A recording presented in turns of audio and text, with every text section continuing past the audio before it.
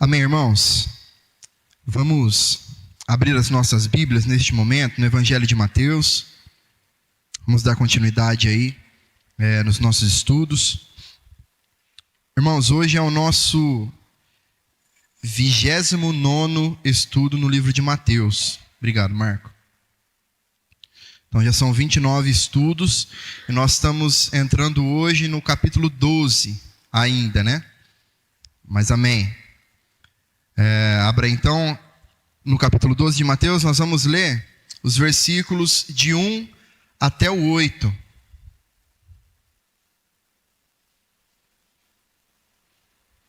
E o nosso tema de hoje é o Cristo que liberta. E nós vamos entender no decorrer da mensagem o porquê desse título. Nós vamos perceber que havia um movimento que aprisionava as pessoas, né, dentro da religião. E Cristo vem então para resgatar o sentido das coisas na maneira como o Pai criou para si, né?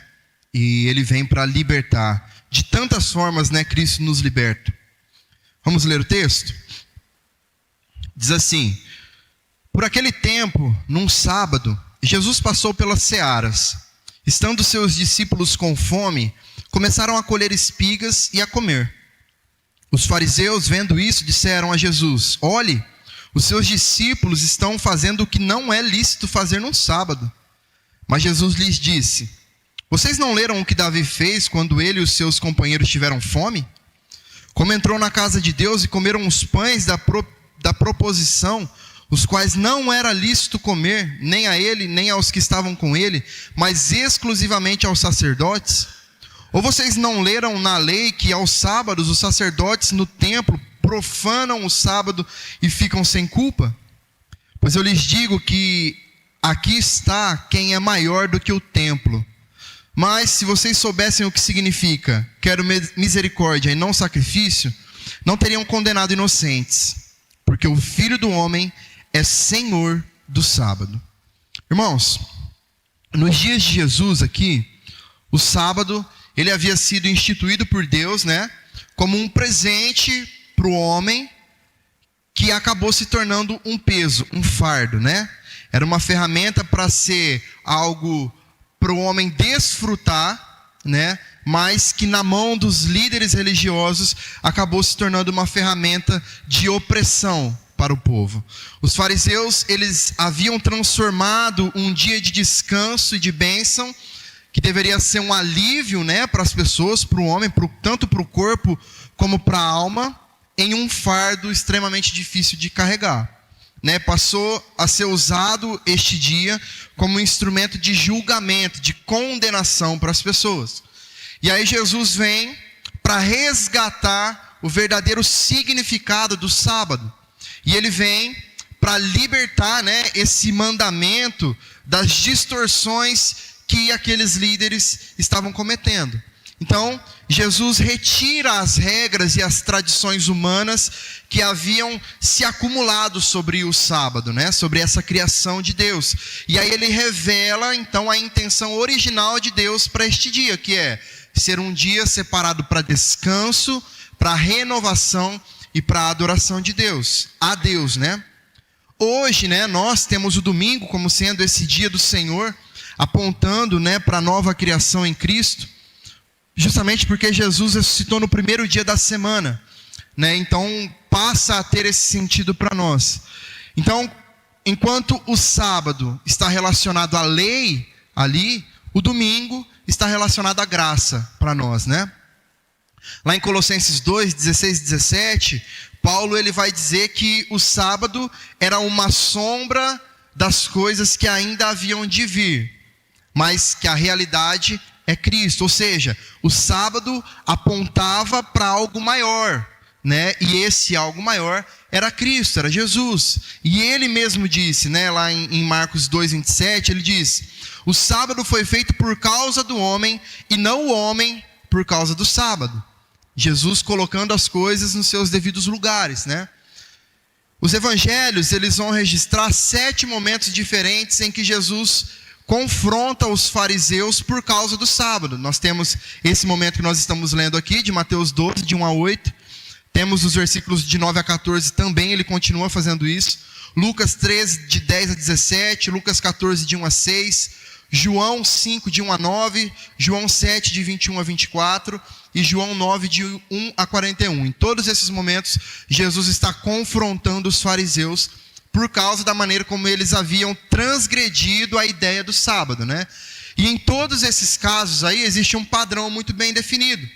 Os fariseus, eles sempre estavam muito mais preocupados em manter as regras do que demonstrar compaixão, certo? As leis ali que eles haviam criado, né, para o sábado, elas tinham se tornado tão numerosas e tão rigorosas que, em vez de trazer descanso, estavam sufocando as pessoas. Eram leis que deixaram de ser proteção, deixaram de ser bênção e se tornaram uma prisão, se tornaram uma perseguição às pessoas. Os fariseus, eles chegaram ao ponto de considerar pecado realizar atos de misericórdia no sábado, o que era exatamente o oposto da vontade de Deus. Enquanto o Senhor priorizava compaixão, misericórdia, amor para com as pessoas, os fariseus colocavam os seus rituais acima de tudo, acima do amor. Um exemplo disso aconteceu quando os discípulos de Jesus, eles estavam com fome, e ao passarem ali, né, pela plantação, eles começaram a colher algumas espigas com as mãos para comer, como diz o texto que nós acabamos de ler, né? Eles não estavam roubando e nem muito menos quebrando a lei de Deus, porque lá em Deuteronômio, capítulo 23, versículo 25, é muito claro, né? É descrito lá muito claramente que era permitido que se colhessem grãos com as mãos no campo do próximo, né? Desde que não se usasse uma foice, por exemplo. Só que mesmo assim os fariseus, eles reagiram aqui criticando as pessoas, os discípulos de Jesus, e os acusando, né? Eis aqui os teus discípulos, né? Olha o que eles estão fazendo. O que eles estão fazendo não é lícito se fazer no sábado. É o que diz o versículo 2, né? Então, segundo a tradição ali deles, irmãos, colher e debulhar os grãos ali com as mãos no sábado era considerado um trabalho. E por causa disso, era uma violação da santidade daquele dia. Só que Jesus, então, ele se aproveita dessa ocasião, né, para ensinar algo muito profundo sobre o sábado e principalmente sobre o coração de Deus, sobre o desejo de Deus para as nossas vidas. E aí Jesus vai apresentando ali alguns argumentos, né, para mostrar que a misericórdia está acima do ritual. Ele cita exemplos da própria Bíblia, né, das Escrituras, fala da sua própria autoridade como Senhor do sábado, e aí ele ensina que o sábado existe para o bem do ser humano, e não para que o homem se torne um escravo do sábado, certo? Então, vamos destacar alguns pontos aqui. O primeiro deles é que os discípulos não estavam fazendo nada de proibido, né, pela lei.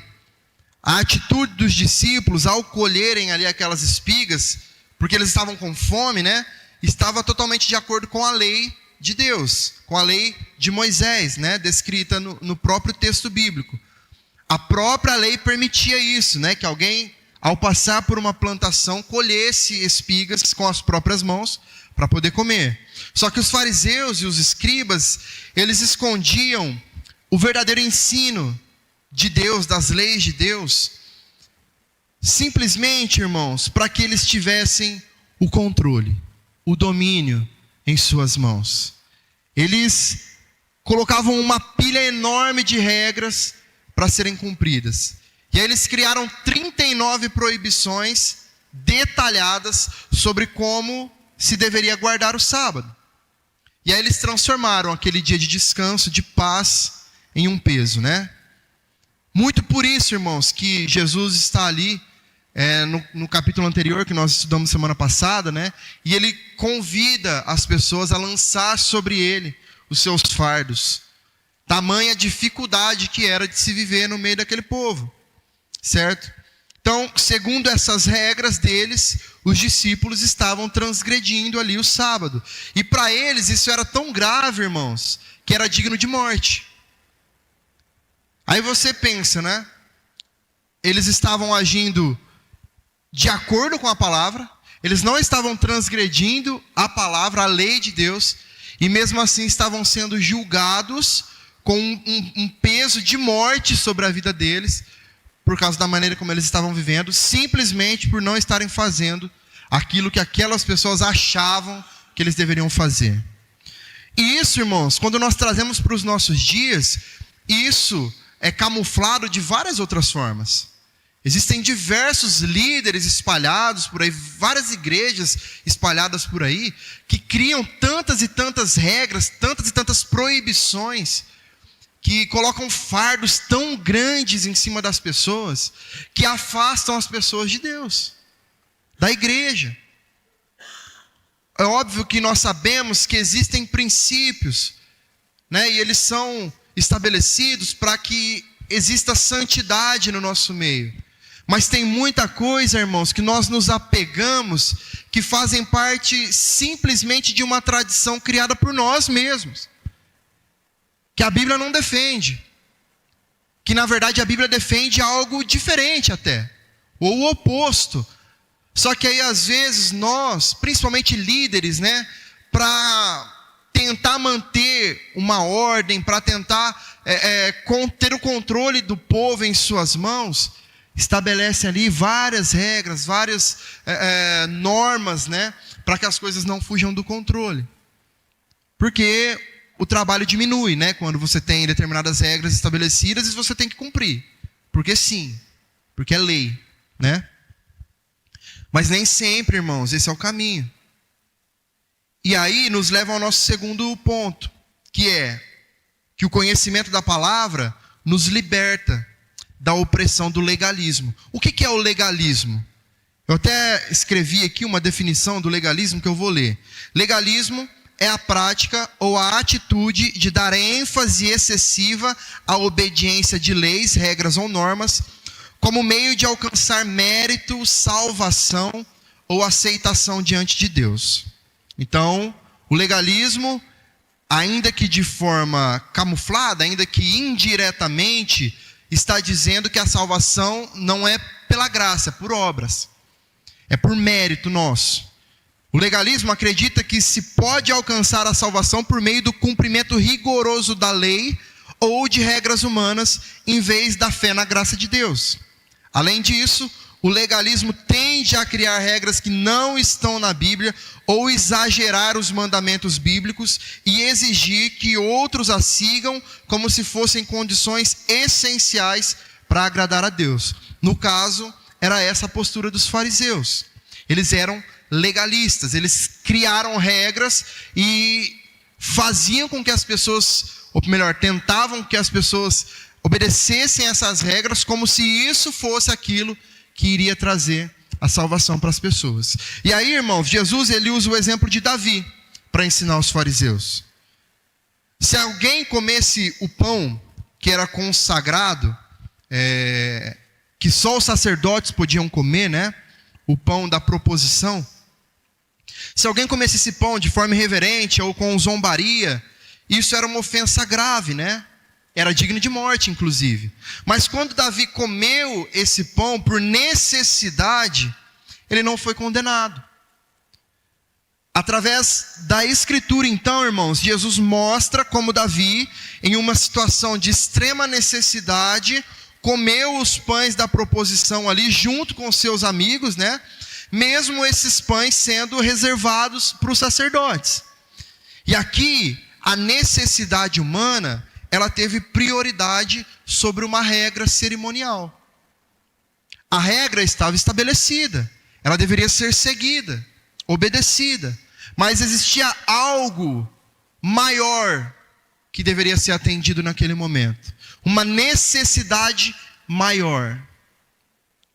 Então, se Davi pôde ali em uma ocasião excepcional desconsiderar uma regra cerimonial dada pelo próprio Deus, quanto mais Jesus, irmãos, que é maior do que Davi, que é o próprio Filho de Deus, Ele tinha autoridade para não se submeter a uma regra inventada pelos homens a respeito do sábado, né?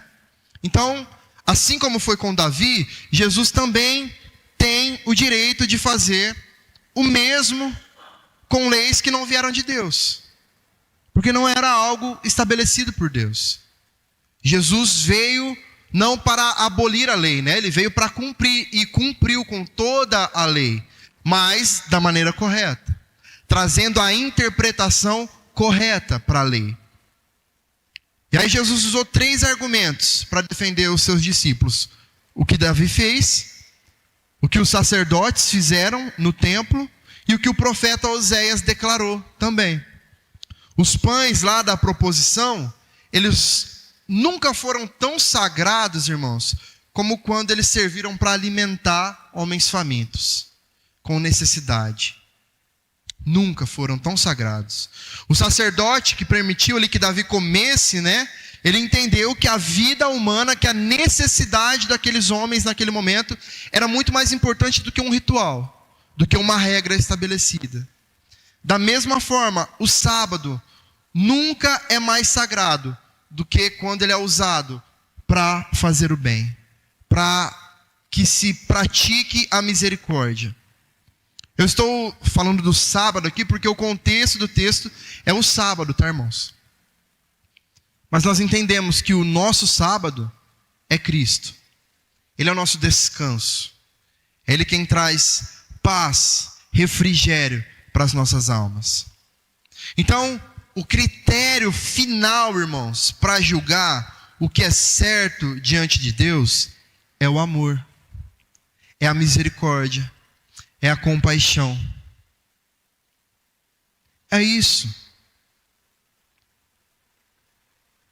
Jesus, ele nos ensina que a verdadeira religião, irmãos, não se baseia exclusivamente em regras, em normas, porque o mais importante para Deus são almas, são as vidas, e não os sistemas.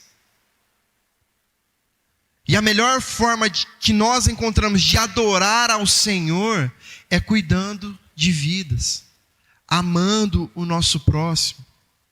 É claro, irmãos, que esse cuidado, essa misericórdia, ela não pode quebrar os princípios da nossa fé. Aliás, a nossa fé, os princípios que nós temos, precisam guiar os nossos atos de misericórdia. Eles precisam embasar o nosso cuidado para com as pessoas ao nosso lado, ao nosso redor. Um terceiro ponto é que o exercício da misericórdia é mais importante do que a oferta de sacrifícios. Jesus, ele não pretendia diminuir ou tirar o valor da lei. Não era isso que ele queria fazer. O ponto principal, irmãos, é que quando alguém precisa escolher entre realizar um ato de bondade, de misericórdia, de amor, ou seguir um ato religioso, uma regra simplesmente, o caminho do amor deve sempre prevalecer, deve vir em primeiro lugar. Se os fariseus tivessem entendido isso, esse princípio, eles não teriam acusado os discípulos de Jesus por estarem ali colhendo espigas no sábado. Eles teriam entendido que havia um bem maior envolvido naquilo. Só que os fariseus, eles estavam cegos, irmãos, para uma verdade fundamental dita pelas Escrituras, por Oséias, capítulo 6, versículo 6. Pois misericórdia quero e não sacrifício. Então percebe como o legalismo, além de criar barreiras entre as pessoas, além de criar regras que não existem, ele também cega os nossos olhos para o que a Bíblia realmente diz. Eles transformaram a lei em algo que eles achavam que era, mas não era o que a lei estava dizendo. Deus, irmãos, ele é misericordioso. E ele espera que o seu povo viva com esse mesmo espírito de compaixão, em vez de criticar aqueles que praticam a misericórdia. Nenhuma quantidade de sacrifícios, por maiores que sejam, irmãos, substitui a ausência de amor. O amor é muito mais importante do que qualquer sacrifício feito. Então, nós repetimos aqui que a melhor forma de adorar a Deus é socorrer quem precisa, os necessitados. Os elementos sagrados só são sagrados, só têm valor, irmãos, quando eles estão a serviço daqueles que sofrem. De que adianta, irmãos, nós criarmos uma casca espiritual, com uma linguagem espiritual, com práticas totalmente espirituais aos olhos humanos, se nós estamos fechando os nossos olhos para quem está morrendo ao nosso lado? Seja morrendo literalmente, né? Às vezes por falta de algo, ou morrendo espiritualmente. Porque é cômodo a nossa vida cristã se resumir a participar de cultos em um lugar confortável, com cadeiras para sentar, com ar-condicionado à nossa disposição. E criar essa casca de crente é tranquilo. Viver a vida cristã dessa forma é tranquilo. Só que quando nós fazemos isso sem olhar para quem realmente necessita de Cristo, de amor, de compaixão, de misericórdia, nós estamos sacrificando essas pessoas. E é esse sacrifício que Ele não quer. Ele quer misericórdia. E um quarto ponto é que o senhorio de Cristo traz liberdade e não escravidão. O domínio de Jesus, irmãos, ele não oprime, ele não sufoca, muito pelo contrário. Ele traz alegria, paz, liberdade. O oposto daquilo que os fariseus estavam vivendo, ou colocando sobre as pessoas para que eles vivessem, né? Que era algo que destruía a alma deles. O dia do Senhor, ele foi instituído como uma bênção para nós. É um tempo para renovar as nossas forças, para encontrar alegria, para buscarmos santificação. Nós, irmãos, não fomos criados para sermos escravos do sábado, mas o sábado foi feito para o nosso bem. Nós vemos que algumas religiões cultivam a prática de guardar um dia da semana, né, dessa mesma forma aqui, como no Antigo Testamento. Às vezes com o mesmo pesar dos fariseus, sem encontrar prazer nisso, paz, alegria, sem encontrar a leveza daquilo que Cristo veio proporcionar a nós. Durante a antiga aliança, a semana ela começava com 6 dias de trabalho e aí terminava com o sábado. Só que a partir da obra redentora de Cristo, o que foi conquistado para o povo de Deus foi um descanso sabático eterno em Cristo. E aí a partir disso, a ordem de trabalho e de descanso se inverteu. Agora a semana começa com o descanso, né? Visto que o domingo é o primeiro dia da semana, para depois nós seguirmos ao trabalho. Isso aponta para uma nova realidade em Cristo, em que o descanso é dado primeiro pela graça que vem para nos dar essa paz, para que depois nós tenhamos a capacidade de trabalhar, de vir com o esforço humano que o próprio Deus nos deu. Então, irmãos, o governo de Jesus traz alegria e liberdade. Quanto mais servos de Cristo nós nos tornamos, mais nós experimentamos verdadeiramente da liberdade que está nele. É interessante nós vermos Paulo, por exemplo, em muitas de suas cartas, se apresentando como escravo de Cristo, e ao mesmo tempo dizendo que encontrou liberdade nesse mesmo Cristo. É isso, irmãos.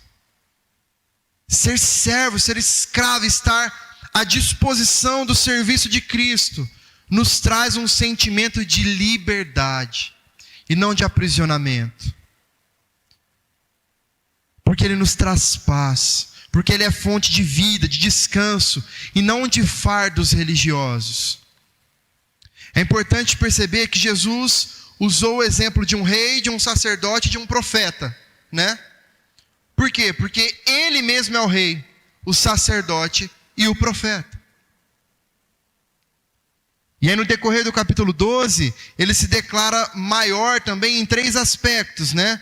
Como sacerdote, ele se declara maior do que o templo, no versículo 6. Como profeta, ele vai se declarar maior do que Jonas, lá no versículo 41. E como rei, ele é maior do que Salomão, é o que ele declara no versículo 42. Então são títulos que revelam a grandeza do governo de Jesus. E mesmo com toda essa grandeza, Ele não impõe julgos pesados sobre nós. Pelo contrário, Ele traz libertação. Ele traz alegria para aqueles que se rendem à sua autoridade, ao seu governo. E trazendo isso para a nossa realidade, irmãos, a primeira aplicação é que uma fé verdadeira prioriza o amor e a misericórdia acima de regras religiosas. No versículo 7, Jesus vai dizer: se porém vocês soubessem o que significa quero misericórdia e não sacrifício, não teriam condenado os inocentes. Essa declaração, irmãos, diz que a religião sem misericórdia se torna um peso morto. As regras e as tradições, elas podem até ter um propósito inicial de preservar a santidade e a ordem no meio do povo de Deus. Sim, e isso é importante, mas sem amor, sem misericórdia, sem compaixão, elas se tornam simples instrumentos de julgamento, de exclusão e de morte. Dentro das nossas igrejas, muitos ainda estão presos à ideia de que a espiritualidade verdadeira depende de um cumprimento rígido de uma lista de regras. Igrejas, ministérios, pessoas, mesmo sem perceber, estão caindo nessa armadilha de valorizar mais a casca, a aparência da santidade, do que a compaixão pelo próximo. E isso gera ambientes frios, ambientes críticos, ambientes inseguros, onde o medo de errar está acima da liberdade de amar. Às vezes nós estamos vivendo as nossas vidas tão sedentos de mostrar que somos crentes e fiéis a Deus, que nós fechamos os nossos corações e nós não conseguimos amar quem realmente precisa de ser amado. Jesus está nos ensinando, irmãos, que a necessidade humana tem prioridade sobre a liturgia, sobre as regras. E que a misericórdia vem antes dos nossos rituais. Um coração, irmãos, inclinado à compaixão, agrada muito mais a Deus do que um calendário religioso perfeitamente seguido. É impressionante, irmãos, como Jesus está o tempo todo convidando os pecadores a irem até Ele para que Ele os transforme. E nós, igreja, estamos condenando os pecadores, como se eles não tivessem a possibilidade de se aproximar de Cristo, como se eles tivessem que se resolver sozinhos por si mesmos, para depois serem dignos de pisar dentro das nossas igrejas, serem dignos de fazerem parte dos nossos ministérios. Quem somos nós, irmãos? Quem somos nós?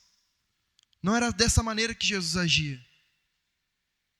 Nós precisamos avaliar se a nossa fé está promovendo cura e acolhimento, ou se a nossa fé está apenas reforçando paredes invisíveis de uma religiosidade fria.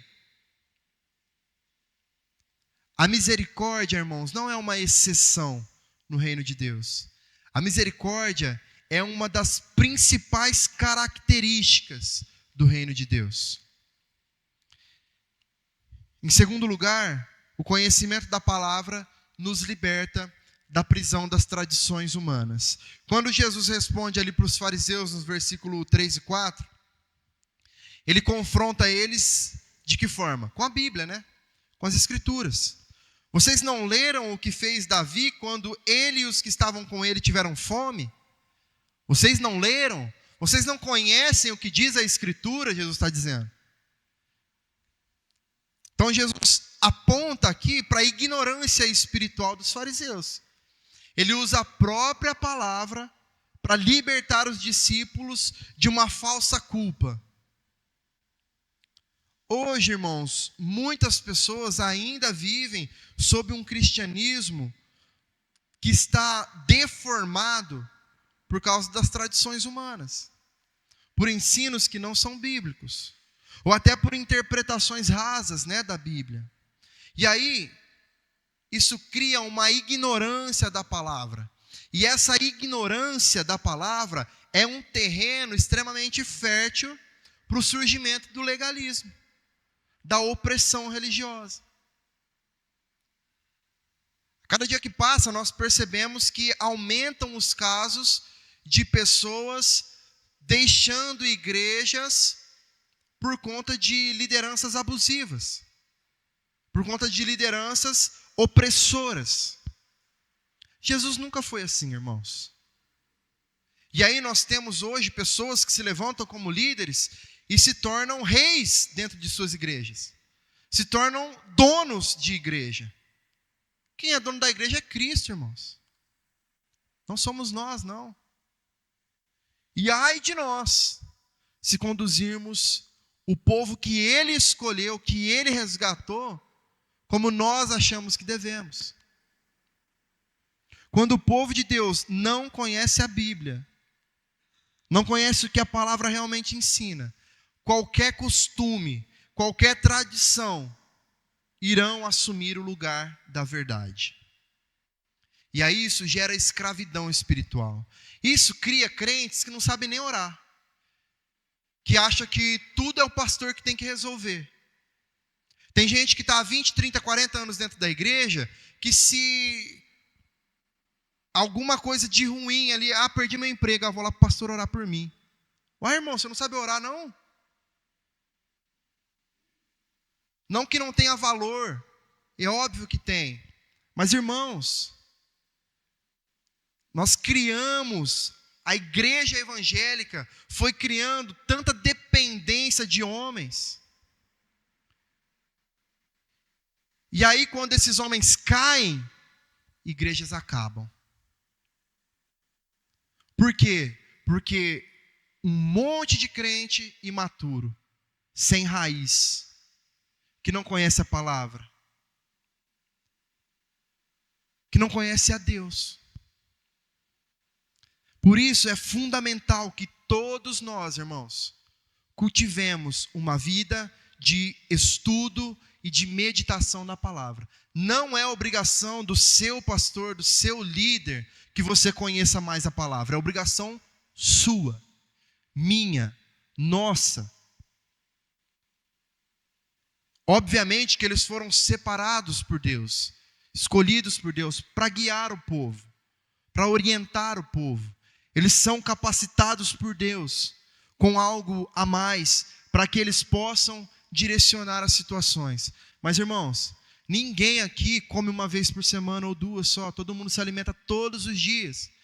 E não tem ninguém colocando comidinha na sua boca, na sua casa. É você que se levanta, vai até o fogão, até a panela, enche seu prato e come. Por que nós estamos sempre esperando alguém nos trazer uma palavra? Alguém nos ensinar algo novo? Nós precisamos. Senão, quem morre somos nós. A Bíblia não é um livro de regras frias, irmãos, mas é um convite à liberdade em Cristo. É um espelho da misericórdia de Deus que transforma a mente, transforma os nossos corações. E aí, quando nós conhecemos a verdade, nós passamos a trilhar um caminho para viver uma fé que nos liberta. nos liberta das amarras, nos liberta das tradições humanas, nos liberta das enganações, nos liberta das doutrinas criadas por homens. É a verdade que nos liberta. E em terceiro lugar, o senhorio de Cristo oferece descanso para os oprimidos pela religião pesada. No versículo 8, Jesus diz: porque o Filho do Homem é Senhor do sábado. Jesus, ele não apenas corrige a distorção dos fariseus sobre o sábado. Ele se apresenta aqui como aquele que tem autoridade sobre o descanso, sobre a lei e sobre a vida. Muitos em nossos dias, irmãos, se cansaram da religião. Muitos que inclusive nasceram dentro das igrejas, se cansaram. É muito comum nós vermos, nos nossos dias, filhos de pastor desviados. É muito comum, muito comum. Mas por que isso acontece com tanta frequência, irmãos? Não deveria, né? Deveria ser o contrário. É o peso de uma religião que não é a religião instituída por Cristo. Mas ainda há tempo de nos corrigirmos, de amarmos como Cristo nos ensinou a amar. Não estou falando também que 100% dos casos seja por causa disso. As pessoas fazem escolhas, né? Essa história de que filho de peixe, peixinho é só até a página 3, que é bonitinho, que é legal, né? Nem sempre funciona. Na verdade, quase nunca funciona, né? A salvação é individual. A condenação também é. Cada um escolhe, faz as suas próprias escolhas. Mas nós não podemos fechar os nossos olhos para o fato de que muitos que se perderam, que saíram, que se desviaram, os responsáveis somos nós, como igreja, como carrascos da fé, como juízes de Deus. Porque a religião baseada em regras, ela sufoca, irmãos. Mas o evangelho de Jesus traz alívio, paz, libertação. Como ele mesmo disse no capítulo anterior: vinde a mim, todos vocês que estão cansados e sobrecarregados, porque eu os aliviarei. Então, reconhecer Jesus como Senhor dos nossos dias é reconhecer, irmãos, que Ele tem autoridade para restaurar, para renovar e para conceder paz para as nossas almas. O nosso descanso não está mais em um dia específico, ou em cerimônias, ou em rituais. O nosso descanso está em uma pessoa que vive, que venceu o pecado e a morte. A verdadeira espiritualidade começa quando nós paramos de tentar justificar, de nos justificar pelo nosso próprio mérito, pelo nosso próprio desempenho religioso, e nós nos rendemos à graça de Deus. É nele, irmãos, que nós experimentamos a leveza do jugo que foi feito sob medida para nos guiar, para não permitir que nós nos percamos no meio do caminho.